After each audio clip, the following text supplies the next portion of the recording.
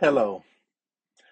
At this recording, it is possible that some of you are dealing with divorce, a perceived failed relationship, a perceived failed career, a perceived failure of a business.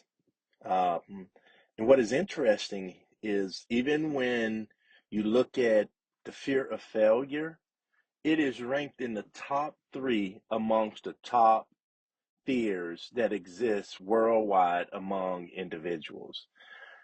First is public speaking. Second is the fear of death. Wow, interesting how this is ranked at the top of the list when it comes to the failures that people deal with. Often, individuals carry fear, this fear of starting over, because oftentimes people associate starting over with failure, loss, embarrassment, wasted time. But in the kingdom of God, starting over is often considered the beginning of restoration. What we call failure, God often calls reset, renewal, and redemption. And believe it or not, God specializes in new beginning. Key scriptures that I want to give you is Isaiah 43:18 through 19. Do not earnestly remember the former things, neither consider the things of old. Behold, I am doing a new thing. Now it springs forth. Do you not perceive and know it? Will you not give heed to it? I will even make a way in the wilderness and a river in the desert. One thing worth noting is very important is often individuals are talking about this idea trying to rebuild, trying to start over, but they do it from this perception, this mind frame that it's about getting what they once had or rebuilding what they had. I've talked to many individuals and they share with me is, oh, if I could have the relationship like it was when it first started out. And some of them I'll say, you know what? It is quite common while you're going through the grieving process of losing a relationship to where at times you will remember nothing but the good times. And at times you remember nothing but the bad time. And if you were to honestly take a look at it, a critical view of it, you're going to discover that maybe the bad times outweigh the good times, but no one liked grieving and no one liked losing, not because of the other person, but it's this sense of failure. It's this sense that you couldn't make it work. And not only in relationships, but they can happen in other endeavors that you look at as well.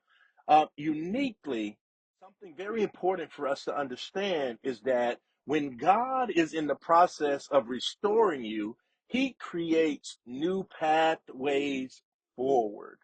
He also oftentimes will set you up to go through harsh situations so you can have a different mindset, so you can have different thought patterns, so you can break cycles because it's not uncommon for us to get stuck in cycles.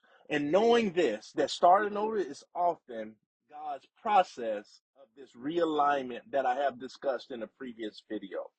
Sometimes life moves us back into alignment, and God allows this sense of a reset because ultimately, of course, we're misaligned, we're carrying things that's not meant for our future, and so starting over is not punishment.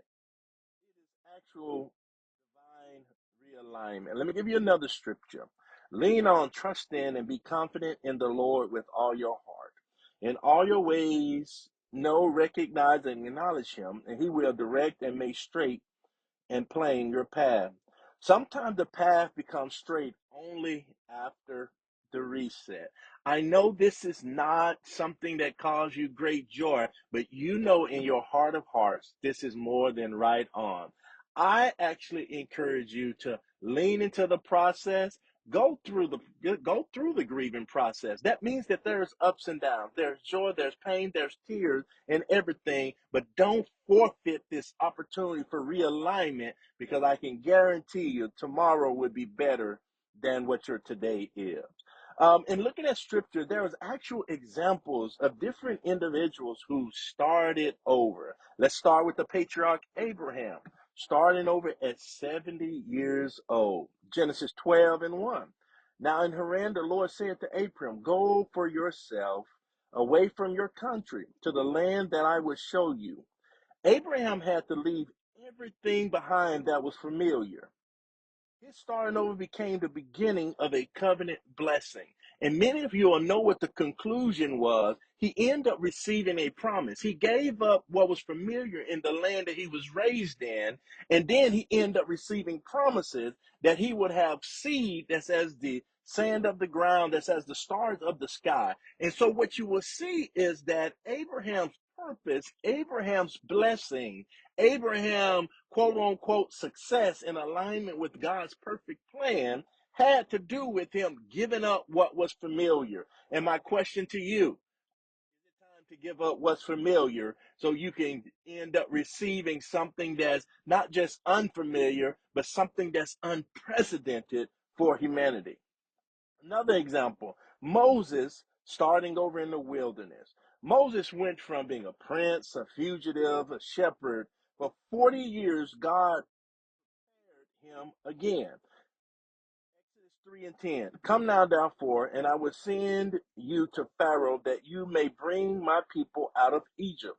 God used the wilderness as preparation for Moses' destiny. And this is often a pattern of scripture. God will use your wilderness experience to prep you for destiny. It is often in this time you will lose what you think was yourself, and you will gain an awareness and acknowledgement of who you actually are, what's your true potential, and what God really wants to do with you. Strategic realignment. Let's get another example. Peter, starting over after failure. Peter, what? He denied Jesus 3 times. But Jesus restored him. In John 21 and 17, Jesus said to him, feed my sheep. Peter restarts, and he is ultimately become one of the foundational members of the early church. Because of his restart, he had a critical moment of betrayal as we will look at it. And that betrayal was definitely sorrowful, but it ended up being what launched him into a place to where he became committed to what he needed to. Like, I can tell you something. This is a classic example when it's time for a realignment. Your inability to fully commit is a sign that you need a realignment, because when we are not fully committing, it's because we are weighing multiple options. And sometimes, please listen to me, it comes down to it, you need a plan A and a plan A only. And your plan B and your plan C are figured out only as necessary, because too often when we stay in this mind frame of having all these different plans, we fail to commit, i.e., we are out of alignment with God. Hmm. Now let me shift a little bit. Why is it so hard to start over? Guess what? The reason is it touches on three particular areas. One, I have to say it, pride. We don't want people to see us reset, knowing that humility opens the door for restoration. James 4 and 10 says, humble yourself before the Lord, and he will exalt you. Number two, fear. We fear losing time, but God restores time. Joel 2 and 25, and I restore, replace for you the years that the locust has eaten. God is the restorer of years, and he will restore yours. And three is identity. Many people define themselves by past seasons, past relationship, past perceived successes. But God defined us by purpose. 2 Corinthians 5 and 17. If any person is engrafted in Christ, he is a new creation altogether. In Christ, every restart carries new identity. You're listening to me right now, and I know your spirit may be churning. Guess what? It's time for you to walk in new identity or the original identity that God called you into. And so let me share a little bit more about why I'm discussing this, because as we shift and move more into a kingdom perspective of what starting over is, we're going to realize that God's system of starting over is not what we'll call a regression, but a redirection. Sometimes God clears the ground to build something greater. Anybody who has experience with farming knows that you cannot plant seed into a ground that has had previous seeds and has been harvested and has not been cleaned. Scripture that we go to, Philippians 3:13 to 14. Forget what lies behind and straining forward toward what lies ahead. I press on toward the goal to win. This is the Apostle Paul talking about this whole concept of what it means to be realigned and what's the processes that's involved in it. And it has to do with us being able to forget those things behind us, forget what we perceived as success in our relationships, businesses, etc., and move to a place of understanding that ultimately God wants to do, God, He want to put you in this progression which will release you from your past. Okay? And so starting over, as we're looking at this, and as I kind of stated, this fear that people have of starting, a fear of failure, which prevents them from coming back in realignment, i.e., starting over. I just have to re-clarify that starting over is not failure. Starting over is another opportunity for alignment with God's plan. The enemy will tell you you lost everything. God is saying, I'm building something new. Is this catching on? And so let me give you one more scripture. Lamentation 3:22 and 3:20, 22 through 23. It is because of the Lord's mercy and loving kindness that we are not consumed. They are new every morning. Every day with God carries the possibility of a new beginning. Let's start today embracing it, letting go of the past, and commit to this process of realignment, i.e., restoration.